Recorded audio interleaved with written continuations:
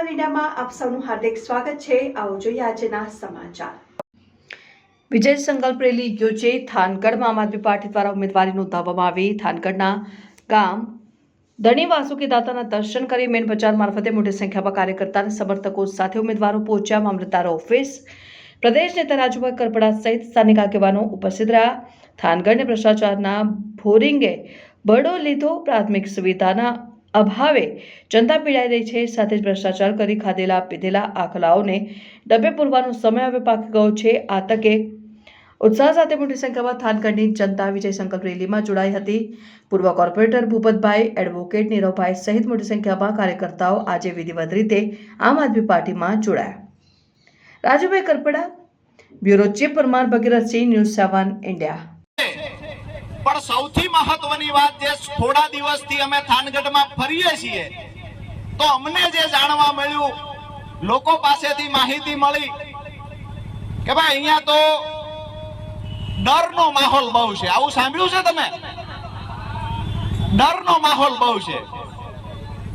અમે થાનગઢના લોકોને કહેવા આવ્યા છીએ કે ડરના ડોક્ટર અમે છીએ, જડમૂળથી ખતમ કરી દેવાની જવાબદારી અમારી। થાનગઢની અંદર ઉદ્યોગપતિઓને કહીએ છીએ કે લુખાગીરી નામથી બંધ કરી દેવાની જવાબદારી લેવા માટે આવ્યા છીએ। અહીંયા 30 વર્ષથી ભાજપના નેતાઓએ જે ભ્રષ્ટાચાર કર્યો છે એને ઉજાગર કરવા આવ્યા છીએ। એની સાથે મહત્વની વાત કરું, એક પણ માયનો લાલ પેદા થયો હોય તો આમ આદમી પાર્ટીના કાર્યકર્તાની હોળી કરીને બતાવે।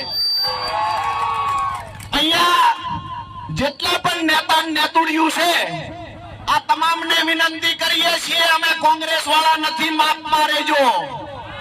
અહીંયા કોઈ ધમકીઓ આપવા નથી આવ્યા, પણ એક વાત કાયદાકીય ભાષામાં રહીને કરીશ કે થાનગઢની અંદર ખંડણીખોરીઓ હોય, લુખ્ખાઓ હોય, એના ત્રાસથી થાનગઢમાંથી સારા લોકો, વેપારીઓ ગામ છોડીને જતા રહે। મારી વાત સાચી કે ખોટી? આ તમામ લોકોનું રક્ષણ પૂરું પાડવાની જવાબદારી આજે પીપળાવાળા ચોકમાંથી આમ આદમી પાર્ટી લઈ રહી છે। જે લોકો અહીંયા અમારી વાત સાંભળે છે, જે સોશિયલ મીડિયાના માધ્યમથી સાંભળે છે, એને પણ કહીએ છીએ, અને જે લોકો ભાજપના ડરથી આજે ઘરે બેઠા છે એને પણ કહીએ છીએ કે ખુલીને એક વખત બહાર નીકળો। આ રાજુ કરપડાની જવાબદારી છે તમારી સામે ઊંચી આંખ કોણ કરે છે જોવાની। વાત રહી અધિકારીઓની, તો અમે કાયદો ભણીને આવ્યા છીએ, અંગૂઠા સાફ નથી। અધિકારીઓને નમ્ર વિનંતી કરીએ છીએ કે ચૂંટણીની અંદર એક પણ આમ આદમી પાર્ટીનો ઉમેદવાર એની મીટિંગ, એના કાર્યક્રમોને ડિસ્ટર્બ કરવાની કોશિશ ન કરતા, નહીતર તમારી હાથ પેઢી યાદ રાખશે તમે કોની હોળી કરી હતી।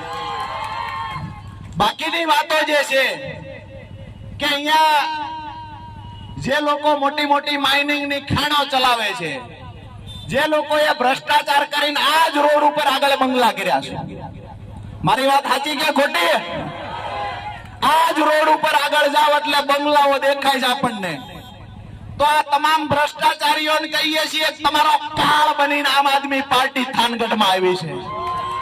તમામને વિનંતી કરીશું કે 30 વર્ષથી જે ભ્રષ્ટાચારનો ભોળો થાનગઢમાં લીધો છે એની અંદરથી છુટકારો મેળવવા માટે થાનગઢના ઓવરબ્રિજની વાત કરીએ તો અહીંના સ્થાનિક નેતાઓએ પોતાનો આર્થિક લાભ ખાટવા થાનગઢને 8 વર્ષ સુધી પરેશાન કરવાનું ગુનાહિત કૃત્ય કર્યું છે। એ લોકોને જવાબ આપવાનો સમય બાકી ગયો છે આ કે ના? તો આપણા બધાની નૈતિક જવાબદારી છે કે જે લોકોએ આ ઓવરબ્રિજના નામે વેપારીઓને હેરાન કર્યા, તાલુકાના લોકોને હેરાન કર્યા, નાના નાના વેપારીઓ, નાના નાના લારી ગલ્લાવાળાને હેરાન કર્યા અને થાનગઢના 2 ટુકડા કર્યા છે ને, એ લોકોને જડબાતોડ જવાબ આવતી 16 તારીખે આપવાનો છે। બધા તૈયાર છો?